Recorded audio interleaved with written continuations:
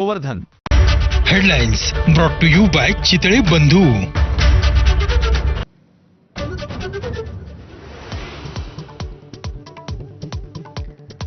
अमेरिकेचा इराणच्या 3 आण्विक तळांवर हल्ला, राष्ट्राध्यक्ष डोनाल्ड ट्रम्प यांनी स्वतः माहिती दिली। आता शांततेची वेळ, इराणनं युद्ध थांबवावं, ट्रम्प यांचं आवाहन।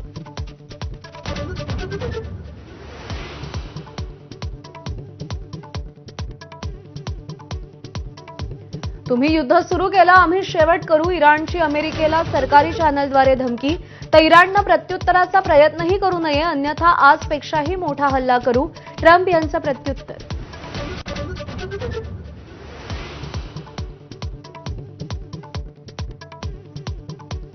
इराणवर हल्ल्यांसाठी अमेरिकेकडून B-2 स्टिल्थ बॉम्बरचा वापर। B-2ची 18,000 किलो शस्त्रास्त्र वाहून नेण्याची क्षमता, 61 मीटरपर्यंत खोल जाऊन मारा करण्याची ताकद।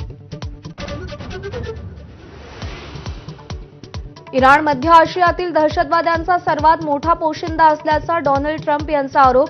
इराणला शांततेच्या मार्गाने जावंच लागेल असा इशारा। तर येमेनची इराणच्या बाजूने युद्धात उडी।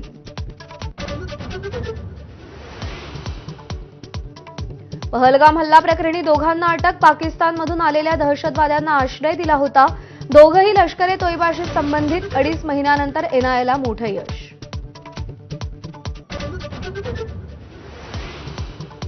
माळेगाव साखर कारखाना निवडणुकीसाठी अजित पवार आणि सुप्रिया सुळेंनी मतदानाचा हक्क बजावला।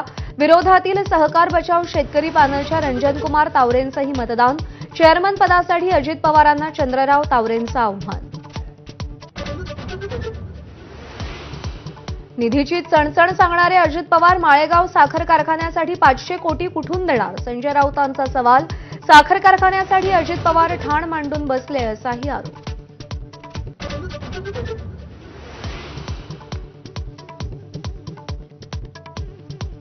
चाळीस आमदार सोडून गेलेले कळलं नाही, त्या माणसाला जनतेच्या मनातलं काय कळणार, मनसेच्या संदीप देशपांडेंची उद्धव ठाकरेंवर टीका। नाव न घेता राऊतांचा चमचा असाही उल्लेख, तर राऊतांचंही प्रत्युत्तर। ठाकरेंच्या शिवसेनेच्या 2 माजी नगरसेवकांचा भाजपत प्रवेश। मुंबई महानगरपालिकेत भाजपच्या नगरसेवकांचा आकडा 100 वर गेल्याचा आशिष शेलार यांचा दावा। उद्धव ठाकरेंवरही टीकास्त्र। उद्धव ठाकरेंचं निवासस्थान असलेल्या मातोश्री बाहेर नितेश राणेंच्या शुभेच्छांचे बॅनर लागले। हिंदू गब्बर वस्तात असा बॅनरवर उल्लेख। शिवसेना वर्धापन दिनी ठाकरेंनी राणेंवर टीका केली होती। पवनचक्कीच्या वादात शेतकऱ्याला अमानुष मारहाण झाल्याचा व्हिडिओ समोर। धाराशिवच्या तांदूळवाडीत पोलिसांकडून आंदोलक शेतकऱ्यांवर सौम्य लाठीचार्ज। गृहमंत्री म्हणून फडणवीसांनी उत्तर द्यावं, आमदार कैलास पाटलांची मागणी। जूनमध्येच राज्यातल्या धरणांमध्ये 37% साठा, 138 प्रमुख धरणांमध्ये गेल्या वर्षी फक्त 17% पाणी साठा होता। जूनमध्येच धरणांमध्ये गेल्या वर्षीच्या तुलनेत दुप्पट पाणी। पुण्याचा पाहुणचार घेतल्यानंतर संत तुकाराम महाराज आणि ज्ञानेश्वर माऊलींची पालखी आज पंढरपूरकडे मार्गस्थ होणार। हडपसर मार्गे अवघड दिवेघाट ओलांडून सासवडमध्ये आगमन।